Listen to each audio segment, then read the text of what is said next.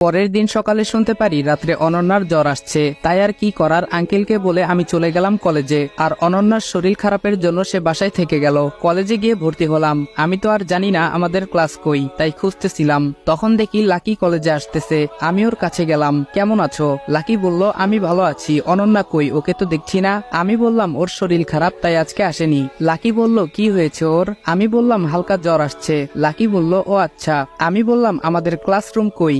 আমি খুঁজে পাচ্ছি না। লাকি বলল, আমার সাথে চলো। আমি বললাম ওকে। তারপর আমি আর লাকি ক্লাসরুমে চলে গেলাম। লাকি ওর জায়গায় চলে গেল আর আমি পিছনে একটা সিটে গিয়ে বসলাম। কিছুক্ষণ পর একটা ছেলে এসে আমার পাশে বসলো। ছেলেটি বলল, আমি রাহাত। তোমার নাম কি? নতুন মনে হচ্ছে। আমি বললাম আমার নাম আবির। রাহাত বলল, আমরা কি বন্ধু হতে পারি? আমি বললাম অবশ্যই, কিন্তু তুই করে বলতে হবে। রাহাত বলল, ঠিক আছে, চল আমার বন্ধুদের সাথে পরিচয় করিয়ে দেই। আমি বললাম চল। রাহাত আমাকে ওর বন্ধুদের কাছে নিয়ে গেল।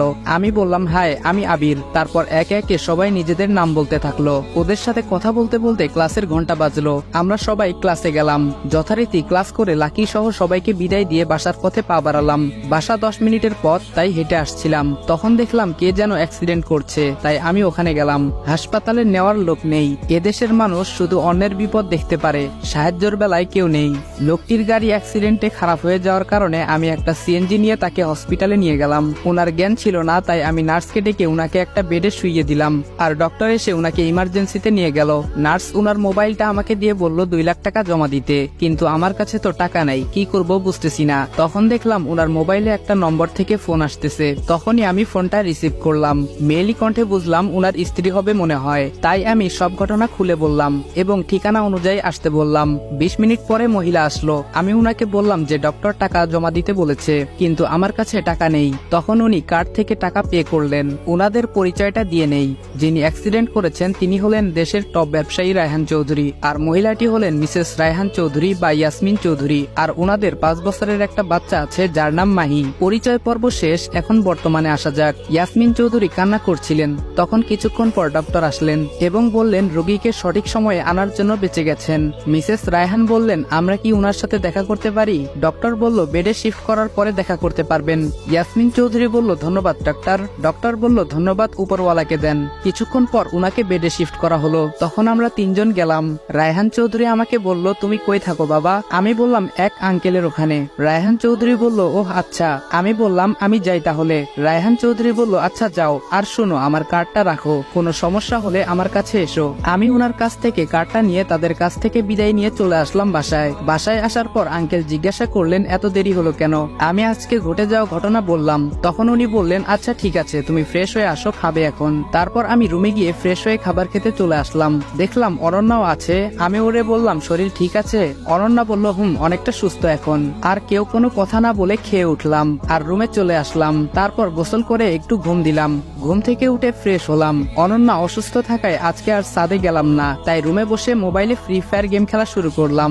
সন্ধ্যায় হালকা নাস্তা করে পড়তে বসলাম। পড়তে পড়তে রাত 11টা বেজে গেল। তখন একজন এসে বলল খাবার খাওয়ার জন্য, তাই আমি বই রেখে খেতে চলে গেলাম। রাতের খাবার খেয়ে আমি আমার রুমে এসে শুয়ে পড়লাম আর মোবাইলটা নিয়ে ফেসবুকে ঢুকলাম। কারোর সাথে যেন কথা না হয় সেজন্য নতুন একটা অ্যাকাউন্ট খুলেছি এবং আগেরটা ডিঅ্যাক্টিভ। কিছুক্ষণ ফেসবুকে থেকে বের হয়ে ভাবতে লাগলাম আমাকে অনেক বড় হতে হবে, কিন্তু কি কারণে এই চিন্তা সেটা অজানাই থাকুক। ভাবতে ভাবতে কখন যে ঘুমের রাজ্যে চলে গেছি নিজেও জানি না। পরের দিন সকালে উঠে ফ্রেশ হলাম আর নাস্তা করে আমি আর অনন্যা একটা রিকশায় করে কলেজের উদ্দেশ্যে রওনা দিলাম। আমরা 5 মিনিটের মধ্যেই কলেজে চলে আসলাম। আমি অনন্যা লাকি এক জায়গায় আড্ডা দিচ্ছিলাম। তখন আমাদের সাথে আমার বাকি বন্ধুগুলো আসলো। অনন্যা বলল, একদিনেই এত বন্ধু? আমরা সবাই হেসে দিলাম।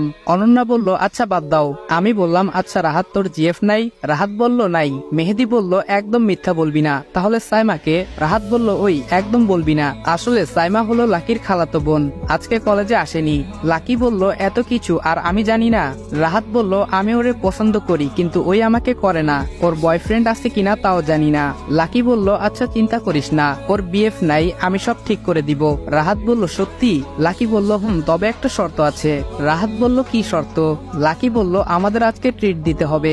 আমরা সকলেই বললাম সহমত। রাহাত বলল, আচ্ছা পরে দিব। লাকি বলল, না তাহলে হবে না, আর সাইমা কেউ পাবি না। রাহাত বলল, এই না মানে এখন নিবি ট্রিট? আমি বললাম, ওই চল আজকে ক্লাস করব না, আর এখনই ট্রিট দিবি তুই। রাহাত বলল, ওই তোরা বন্ধু নাকি শত্রু? আমি বললাম, দুইটাই। তারপর তারপর আমরা আজকে আর ক্লাস না করে একটা রেস্টুরেন্টে গেলাম আর যে যার ইচ্ছা মতো খেলাম আর বিল আসলো 1570 টাকা।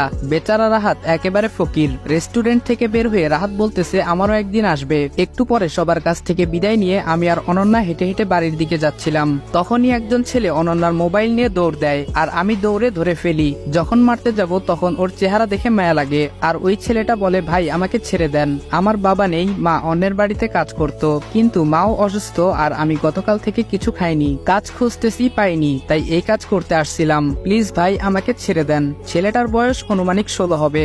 আমি বললাম নাম কি তোমার? ছেলেটি বলল আমার নাম নাইম, প্লিজ ভাই মারবেন না। তখন আমি অনন্যাকে একটা রিক্সা করে বাসায় পাঠিয়ে দেই আর আমি ওই ছেলেটাকে নিয়ে একটা হোটেলে যাই, তাকে কিছু খাবার খাইয়ে ওরে নিয়ে বাহিরে আসলাম। বাহিরে এসে আমার কাছে থাকা 500 টাকা দিয়ে কিছু পত্রিকা কিনে দিলাম এবং বললাম এটা বিক্রি করে তোমার আরো লাভ হবে, ওটা দিয়ে তোমার মায়ের খাবার এবং ওষুধ নিও আর বাকি টাকা দিয়ে আবার কিছু কিনে বিক্রি করো। ছেলেটি তখন বলল ভাই আপনার মন অনেক ভালো, আল্লাহ আপনার মঙ্গল করুন, আমি মাকে গিয়ে আপনার কথা বলবো। আমি ওর কাছ থেকে বিদায় নিয়ে চলে আসতেছিলাম, কিন্তু ওর কথা শুনে মায়ের কথা মনে পড়ে গেল। অজানা কারণেই চোখ থেকে 2 ফোঁটা জল পড়লো। এভাবেই বাসায় চলে আসলাম। ফ্রেশ হয়ে দুপুরে খাবার খেতে চলে আসলাম। খাবার খেয়ে আমার রুমে আসলাম আর এসে গেম খেলতে শুরু করলাম। বিকালে অনন্যা আসলো আমাকে ডাকতে। সে বলল ছাদে যাবে, তাই আমি আর অনন্যা ছাদে গেলাম। অনন্যা বলল আচ্ছা ওই ছেলেটার কি করলে? আমি ওর সাথে ঘটে যাওয়া ঘটনা বললাম। সে আমার দিকে তাকিয়ে আছে। অনন্যা মনে মনে বলে আমি যতই তারে দেখি ততই মায়ায় পড়ে যাচ্ছি। অন্য মানুষের উপকার করার জন্য কত কিছু করে, কিন্তু আমার ওকে ভালো লাগে কেন? আমি কি ওকে ভালোবাসি? না না, তা হবে কেন, আমরা তো শুধু বন্ধুর মতো। আমি দিনটা এভাবেই কেটে গেল। পরের দিন সকালে আমি আর অনন্যা একসাথে কলেজে গেলাম। কলেজে গিয়ে দেখি সবগুলো হারামি চলে আসছে, তাই আড্ডা দিচ্ছিলাম। তখন দেখলাম কয়েকটা বখাটে ছেলে একটা মেয়েকে উত্ত্যক্ত করছে, তাই আমরা ওদের কাছে গেলাম এবং ওখানে গিয়ে মেয়েকে দেখে আমি অবাক।